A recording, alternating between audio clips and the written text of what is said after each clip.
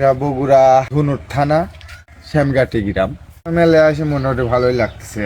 এখানে আছে বর্তমানে এই বাড়িতে ওরা রাখছি।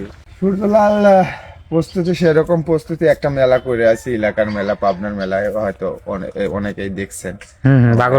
বাগলবাড়িয়া ওই মেলা করার পর আর কোনো মেলা করা হয় না। এই ধনুট, এই বগুড়া, এই ধনুটে এখানেই আসছি। ভালো করার ইচ্ছা তো আছে, অবশ্যই ভালো কিছু করবে আমার মনে হয়। শ্যামগাতি গ্রামের মানুষজন অসংখ্য ভালো মানুষ, অনেক অনেক ভালো মানুষ। এরা অনেক ভালো মানুষ আমি মনে করি।